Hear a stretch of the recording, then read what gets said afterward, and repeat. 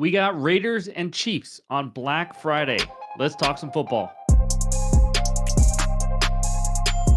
What's going on, everyone? Welcome back in to another episode for Just a Bet Outside. I'm your host, Steven, and we're here to talk one NFL game. That's right, we have a standalone game on Black Friday between the Raiders and the Chiefs. Hope everyone is having or had a great Thanksgiving, depending on when you're watching this video. But two quick reminders. We got two more NFL videos coming out on Friday. Depending on when you watch it, one might already be out, but it's the best big game bets for the weekend, and then also the NFL player props and anytime touchdowns. We will recap Turkey Day and how we did on those 6 bets later on one of those videos. So if you are looking for that, that's where it will be. So let's get right into it. We're not going to have an NFL fun fact. I just want you guys to leave a comment with the best thing that you ate on Thanksgiving. I want to hear it. I love Thanksgiving. It is a great day for food, that's for sure. So leave that comment below. But in this video, it's going to be simple. We're going to preview and give our best bets for the Raiders and Chiefs and finish it with the recap. So hit that like button if you haven't already. Leave a comment below to help this channel continue to grow. I am so thankful for all the support you guys have given us in the last little over 2 years. If you're new to the channel, hit that subscribe button as we're on our way to 34,000 subscribers.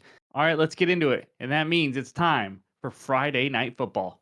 All right, we head out to Kansas City where the Chiefs host the Las Vegas Raiders. Chiefs, a huge -13. Total in this game is 42.5. Let's talk the preview and some trends to give you before we get into our two best bets. Chiefs 0-4 against the spread as a favorite of 7 or more points this season.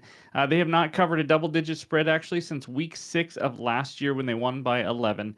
Mahomes 9-14 against the spread as a favorite over 10 points.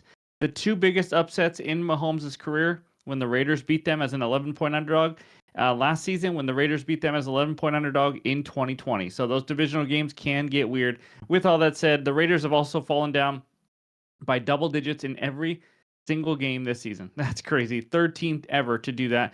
Double-digit favorites versus a divisional opponent with a total of 45 or less. How about this stat? 72, 95, and 4 against the spread, 43%. Again, does that mean everything? Probably not. I'm just giving you some numbers. Chiefs coming in off a last-minute field goal win over the lowly Panthers. It was a shocker. Raiders quarterback situation, it's a mess. It has been all year, really, but Minshew is out. Sorry about that. It will be Aiden O'Connell or Desmond Ridder. It looks like it's going to be Aiden O'Connell. Obviously, either one is not ideal, but I do prefer Aiden O'Connell if you want to be on the Raiders side, that's for sure. But injuries, other than Minshew, Hobbs, the cornerback, is out. Jacorian Bennett is out. Those are two of their top 3 starting DBs for the Raiders.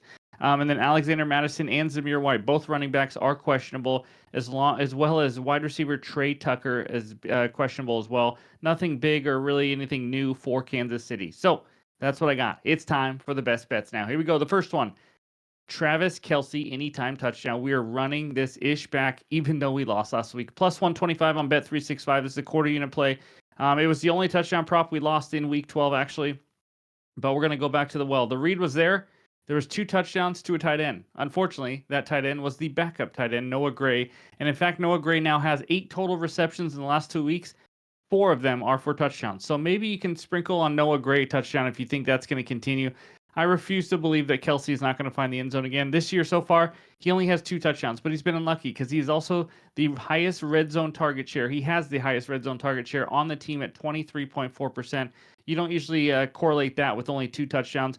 In just the last 5 weeks, he has 10 red zone targets as well, facing the Raiders, who have given up the second most touchdowns to tight ends this year at 7. In fact, they've given up 5 touchdowns to tight ends in just the last 3 weeks. So one of Kelce's TDs earlier this year was against these Raiders. Kelce's been solid at home, also getting a ton of targets. 12, 16, and 10 targets his last 3 home games with 1 touchdown.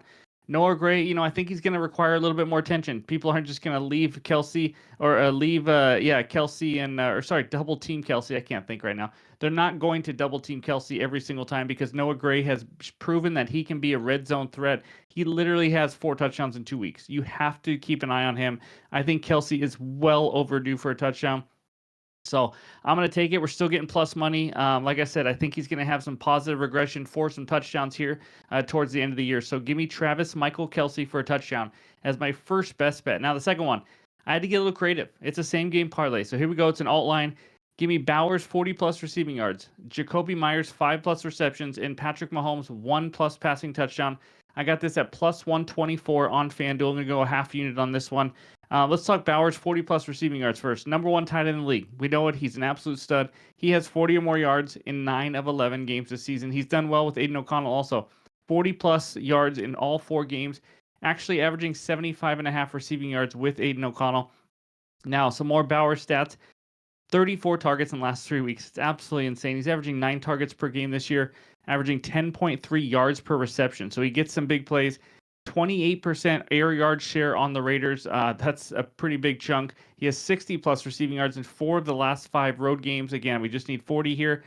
Facing the Chiefs, who are dead last in yards allowed to tight ends. I mean, it does not get any better than this. He is the main guy, so I do understand that he will get a little more attention than most tight ends. But the Chiefs has struggled in the middle of the field, and especially to tight end. So Raiders, one of the most pass-heavy offenses in the NFL, also 66% pass rate. Game script here, we know it indicates a ton of passing, playing from behind. Give me Bowers in what I don't think should be very hard for him to get 40-plus receiving yards. Second leg, Jacoby Myers, 5-plus receptions. If you want to go down to 4-plus, I think it was like minus 120 or so. I added one more. Let's go 5-plus. His line is actually over, is the 5.5. So we took it down one. This guy's the clear number 2 behind Bowers. He has 5-plus catches in 6 of their last 7 games, 6-plus catches in 5 of the last 7. Targets the last 5 games. How about 9, 7, 11, 6, and 15? That's right. With Trey Tucker also possibly out, every single pass should be to him or Bowers. I mean, not realistically, but it seems like it. In the 2 games with O'Connell, 7 and 6 receptions, 9 targets in each game. So he has a rapport with him as well. Chiefs 18th in receptions allowed to the wide receiver position. They've been struggling defensively lately, giving up a lot of yards and points to the Bills and the Panthers last 2 weeks. They don't have a real lockdown corner that's going to follow Jacoby Myers, and that's going to slow him down, in my opinion. So, as I already mentioned, the Raiders cannot run the ball to save their life also. They just can't do it. So that's why they are a team that passes it. It seems like almost every play. The volume and the chances will be there. I like Jacoby to get 5-plus catches. The final one, Mahomes 1-plus touchdown. We know this is just to reduce the juice. He's actually around minus 160, minus 170 to have 2-plus passing touchdowns. I just need one. He's thrown 1 touchdown in 9 of 11 games this year, 2 versus the Raiders in the last game. Raiders 26th in passing touchdowns allowed. They're down 2 starting DBs like we mentioned earlier. I would be surprised if Mahomes cannot throw 1 single touchdown in this game. So give me Bowers, 40-plus receiving yards, Myers, 5-plus receptions, and Mahomes, 1-plus passing touchdown, plus 124 for a half unit. Again, this is a tough game to bet because it could be a blowout. It's a 13-point spread, divisional game. But I do like this alt-line parlay as well as Travis Kelce touchdown. So before we get out of here, let's check out the recap. All right, there it is. Travis Kelce, anytime touchdown, plus 125 for a quarter unit. And Brock Bowers, 40-plus receiving yards. Myers, 5-plus receptions. And Mahomes, 1-plus passing touchdown. A little same-game parlay at plus 124 for a half unit.